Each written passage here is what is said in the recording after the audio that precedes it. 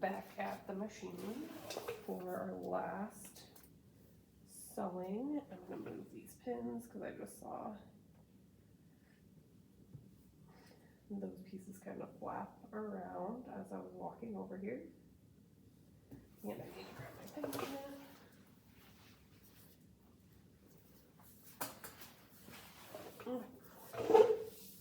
So I am ready to do my final seam.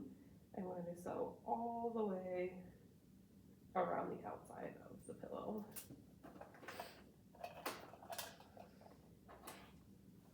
Yeah, I should have enough bobbin thread. Okay, so again, I want to try to keep that 1/4 inch seam allowance. I do know that I have a little bit of overhang on this side, so I need to watch for that. They should be good. I'm just gonna pick a corner to start at and go. This time I really want to make sure I'm getting that back stitch in there. Since this is the final seam, that back stitch acts as our knot.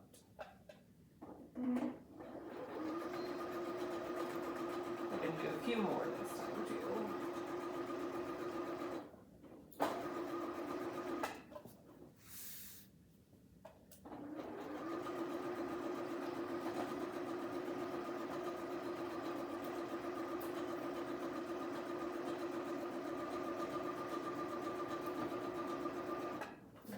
Something I haven't mentioned as I've been sewing, if you notice right now, most of my fabric is actually outside of the machine. I don't want all of this fabric on this side of the machine because it's gonna get bunched up and it's gonna be hard to sew with. So keeping it outside of the machine gives us a little bit easier time to work with because I'm not fighting the fabric in here as well as trying to keep it straight.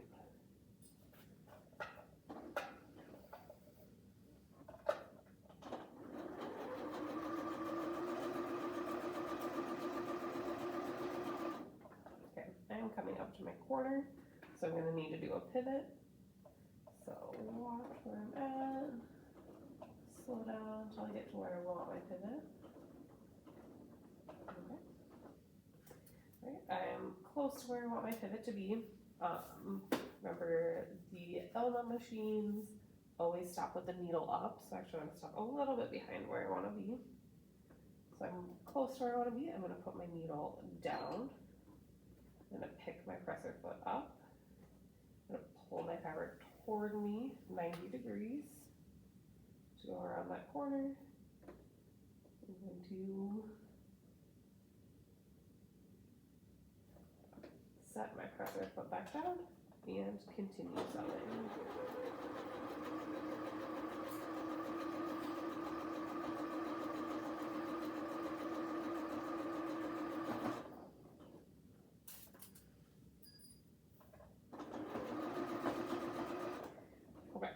I just passed over where one of the overlaps for the pillow is. I'm going to go ahead and back stitch over that just to give it some extra security because there's going to be a lot of pressure over that point when you're taking the pillow in and out of the cover.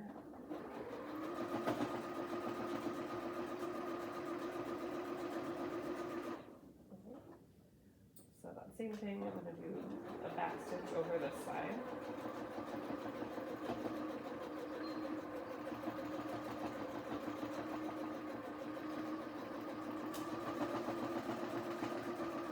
Just to help with that strain on that cover.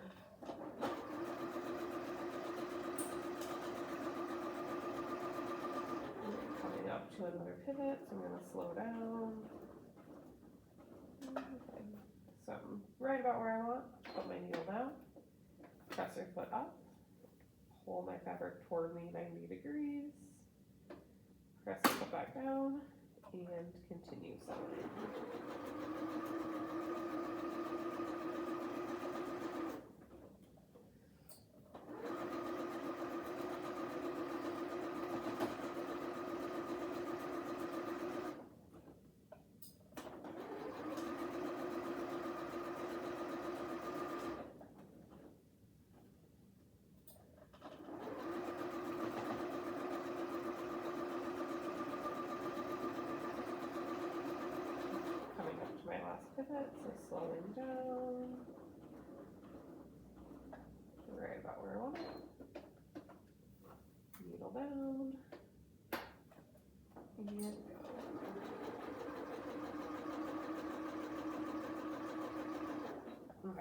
as we come up to this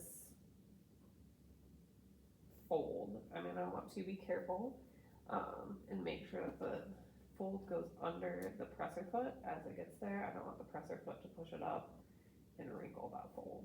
So I'm gonna slow down a little bit. Take my pin out so that doesn't get caught.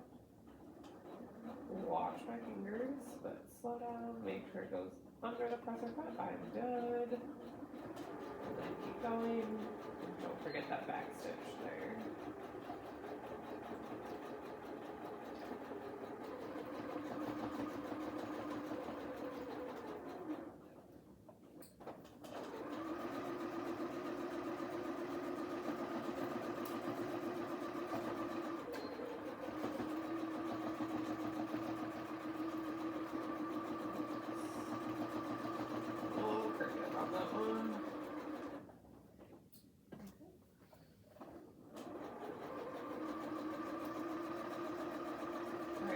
Coming up to where I started. So get to the end, do a couple back stitch. Okay, I have sewn all the way around, so I can pick that up. Trim off those strings. Before I do anything, I'm gonna look around the edge of my project and just make sure that I did get the fabric on all 4 sides. It looks good. It's a little close to the edge, but it's okay. Okay, so I did get the fabric all the way around. There's nowhere that I see that concerns me. So I'm done with my machine. I'm gonna turn it off.